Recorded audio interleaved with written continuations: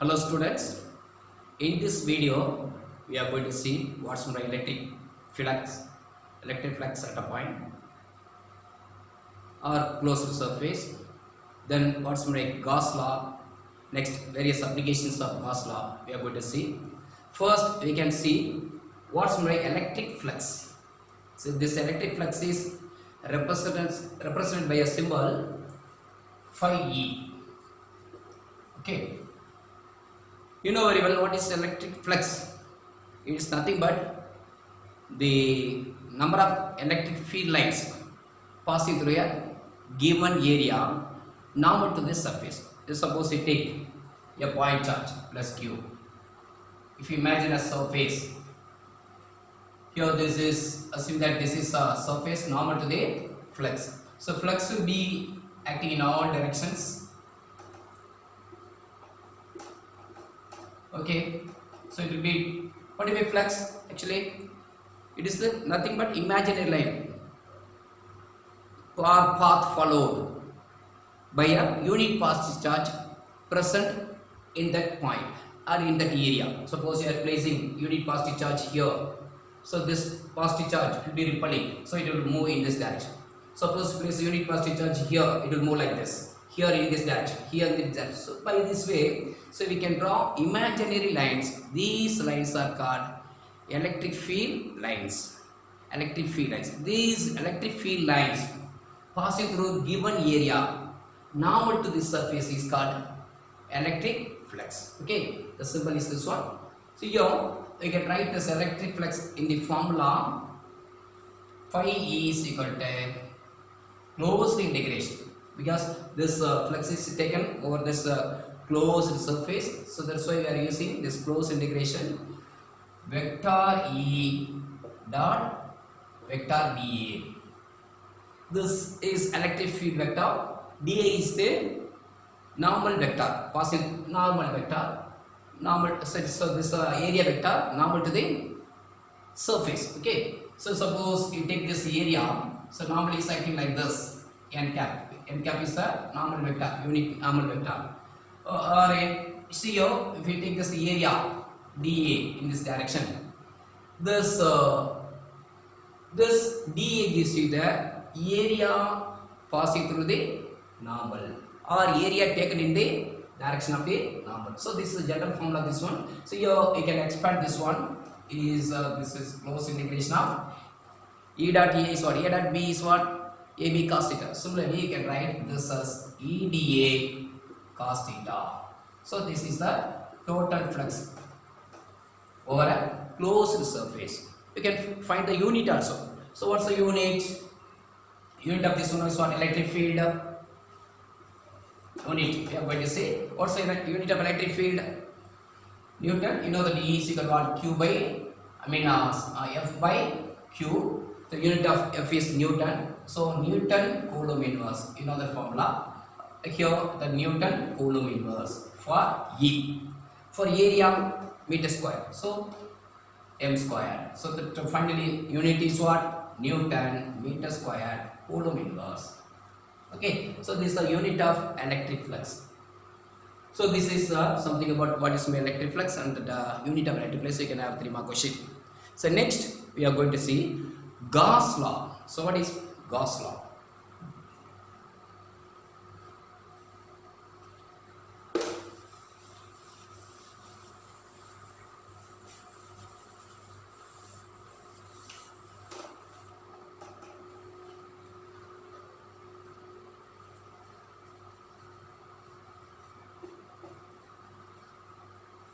Gauss law. Okay, or sometimes it is not giving Gauss law. So what is Gauss law? This Gauss law says that the total electric flux over an arbitrary closed surface is equal to Q by or Q enclosed by epsilon naught. That means total flux phi E is equal to closed integration of vector E dot vector dA, or this is equal to EDA cos theta. This is equal to Q enclosed by epsilon naught. What is Q enclosed? Q enclosed is the total charge enclosed by the surface. Suppose you are taking a surface. This is a surface. Total charge Q is enclosed by the surface. This is Q enclosed. Okay. Epsilon naught is what? Permittivity of free space. So this is the mathematical form of Gauss law. So according to Gauss law, the total electric flux of the arbitrary closed surface is equal to the ratio of the Q enclosed by epsilon naught. Or you can say, in other words, the total flux of the electric field over an arbitrary closed surface is equal to 1 by epsilon naught times of the total charge enclosed by that closed surface. Okay, so this is important 3 more questions. Next we are going to see the application of this Gauss law. Okay, so to apply this Gauss law, we are going to imagine a surface that is called Gaussian surface. This is called Gaussian surface. Okay, so here suppose you are imagining a surface. Suppose this is a point charge. If you imagine a closed surface, so this closed surface is called Gaussian surface. So the shape of the Gaussian surface will be varying from that body to body. So you can see it later. So we are going to see the application of Gauss law. Okay.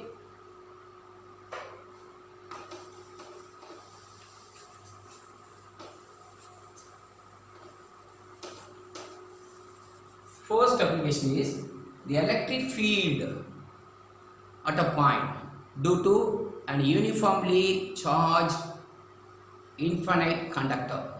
So you see here, this is first application. Here we are considering a uniformly charged rod. We can take like this. Okay, this assume that this is positively charged uniform rod. Here the length of this one is taken as capital L.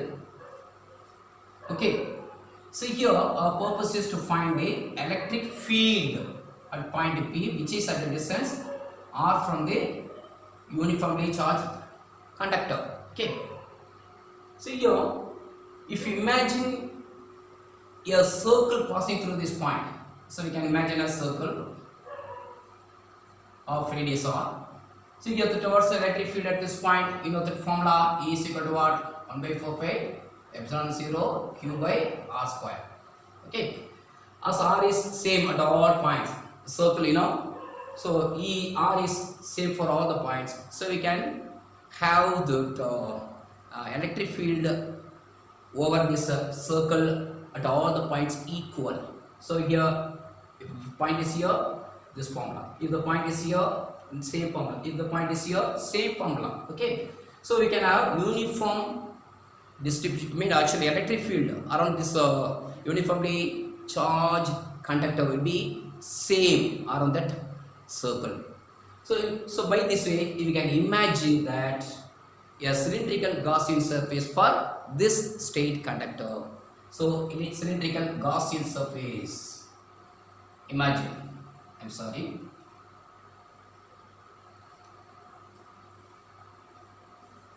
okay, so this is imaginary Gaussian surface. That the electric field at this point we are going to see. Here the electric field will be acting outwards.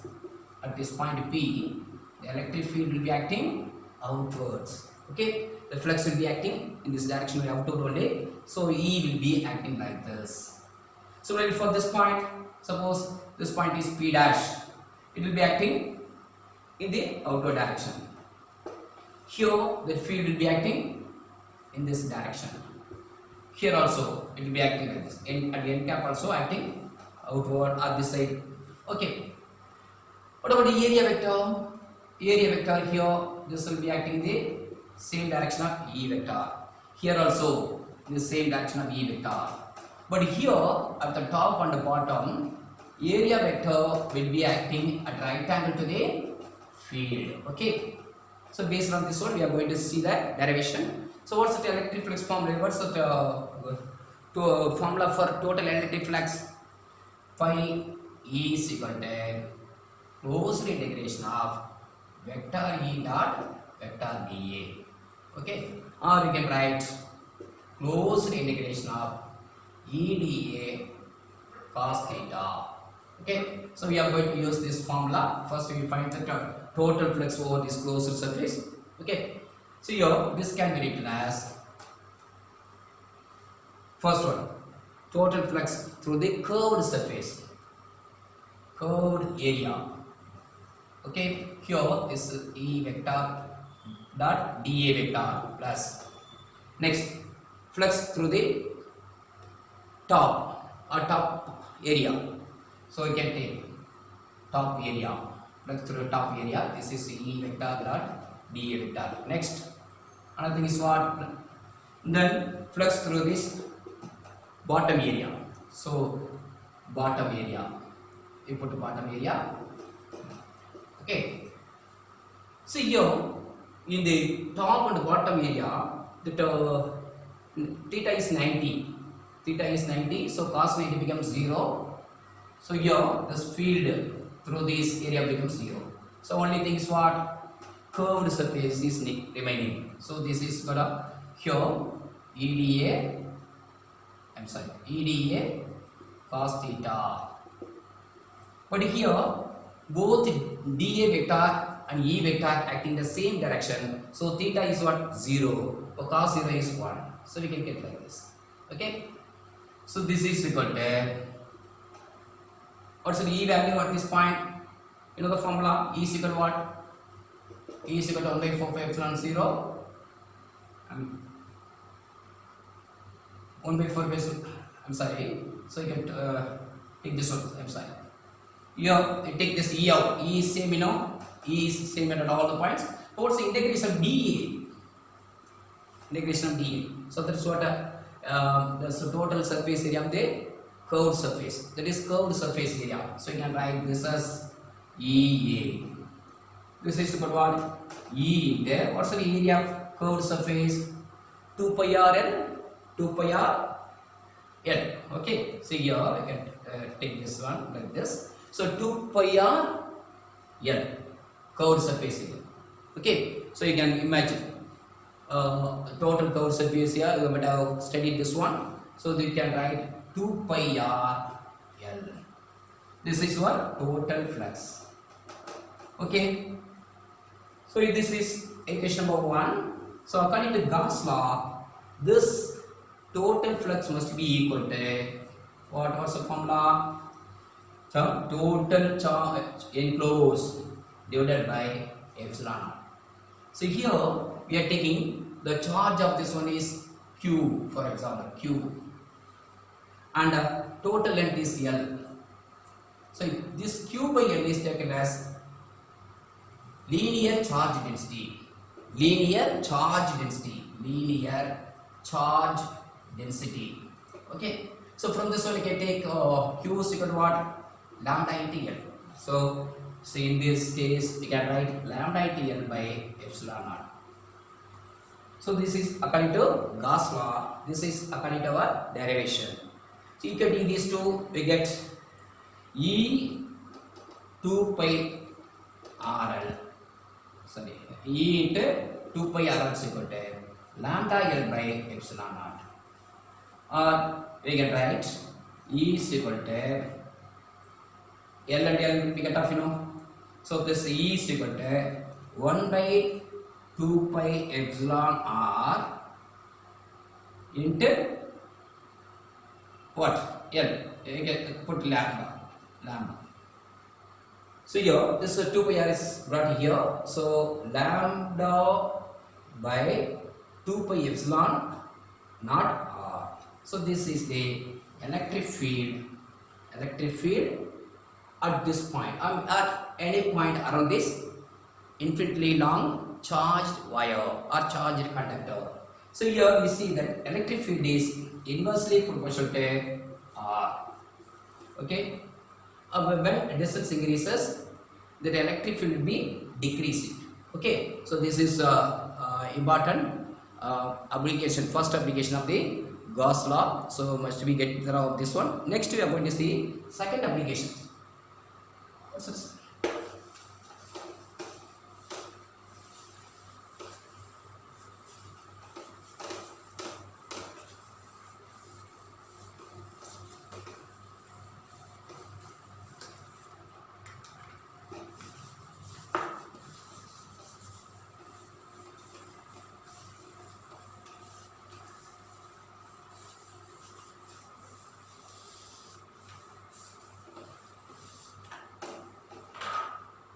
Second application.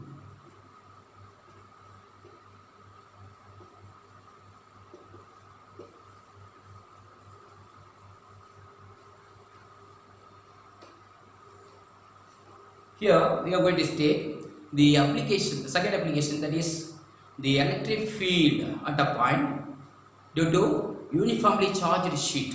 So here take a sheet, plain sheet like this. This is being uniformly charged. Okay, plain sheet. This is actually plain sheet. So here purpose is to find electric field at a point P due to this uniformly charged plain sheet.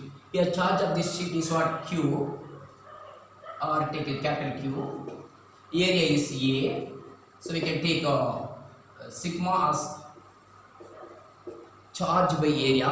This has got surface charge density. Previously we have seen linear charge density. This is surface charge density. Okay. Now, similarly here, so this here also you can imagine a point P dash, the same distance R, here R. Okay. To find the electric field at P by applying Gauss law, we have to imagine a Gaussian surface. You know, so Gauss law is applicable only for Gaussian surface. We can imagine a Gaussian surface, that is cylindrical surface, passing through the points P and P dash. Okay.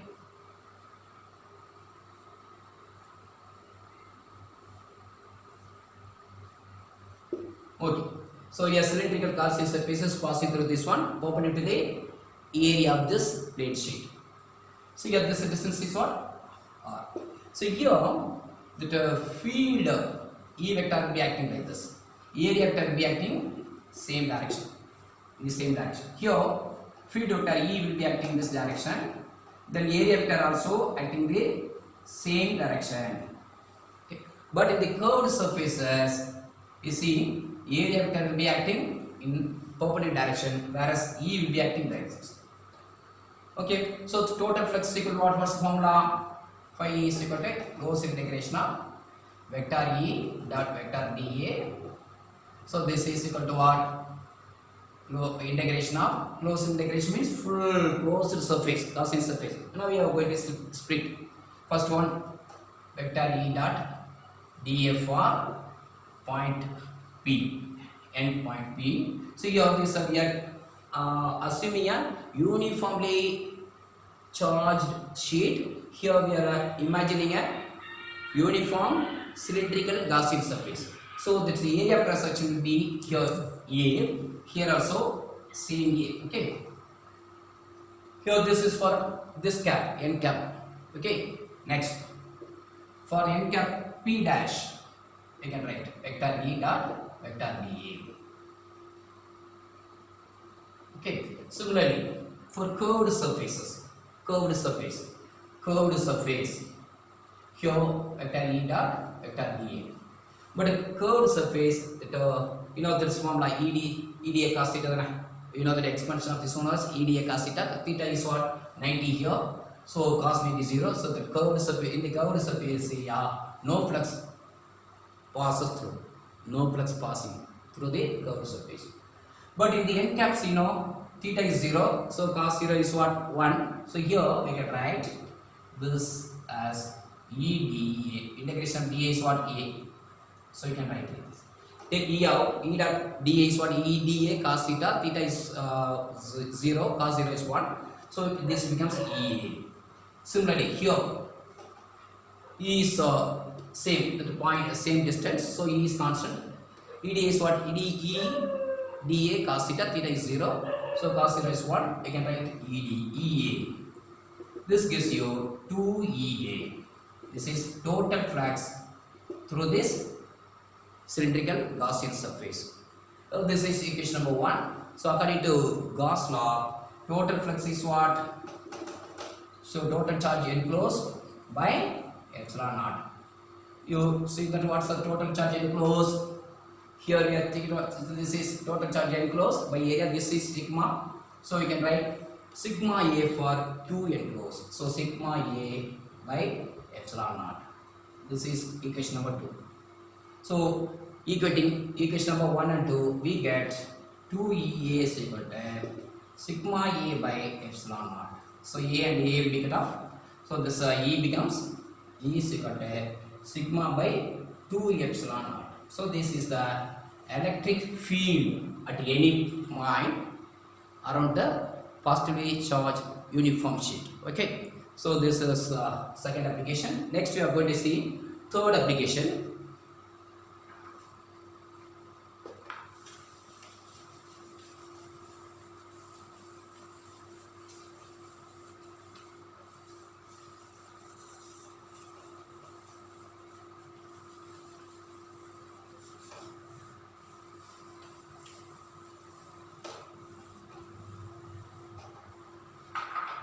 You see, here we are going to imagine two oppositely charged plane sheet, two uniformly charged infinite plane sheet, but they are oppositely charged. See, here we are having a positively charged uniform sheet. Here we are having a negatively charged uniform sheet. Okay, so here charge densities, surface charge density sigma plus sigma. Here this is minus sigma. So these are parallel to one another. These sheets are being parallel to one another. Here we are going to see 3 points. See here, this is point 1. Here point 2, P2. Here this is P3. See the electric fields. Electric field due to the first one, you take this E plus will be acting in this direction. Then electric field due to E minus will be also acting this in the same direction, because to find the electric field, if you place a unit positive charge at a point, suppose you place a unit positive charge here, this will be repelling, so E plus is acting towards right. Then similarly, this negatively charged sheet will be attracting this one, so it will be acting the same direction. Both will be acting the same direction. Here, E plus will be acting outward, whereas E minus will be acting inward. But similarly here, E minus will be acting inward, whereas E plus will be acting outwards. Okay, so you can note down these points. So first we can find the electric field at point P1. At P1. So the E is equal to what? E1 plus E2 vectors. So what is E? E plus vector, and sorry, you can take the E plus vector and E minus vector. Okay. E plus vector is the electric field due to positively charged plane sheet. E minus vector for negatively charged plane sheet. Okay, both are acting in the same direction. What's the formula for electric field due to a plane sheet of infinite size? Already you have seen. This formula is what? Sigma by 2 epsilon naught. Next, so this is acting the positive direction or towards the right. Next, here this one, this is also acting the same direction. So sigma by 2 epsilon naught. So you should not put minus sign because of this one, you should not minus it, but both vectors are acting the same direction, so they are added straight away. Okay, they are adding the magnitude straight away. So negative sign will be having positive sign. Okay, in this case. So here adding these two, we get 2 sigma by 2 epsilon naught. So these two will be cut off. So sigma by 2 epsilon naught. Sorry, epsilon naught. So this is the electric field due to electric field at a point between the two oppositely charged plane sheets. So similarly here for P2 for the point P2, so both will be acting in opposite direction. So sigma by 2 epsilon naught minus sigma by 2 epsilon naught, this gives you 0. Similarly for P3, both will be, here also it will be 0. Okay, so by this way we can find the electric field at points inside or outside of a two oppositely charged plane sheets of infinite size. Okay, so thank you.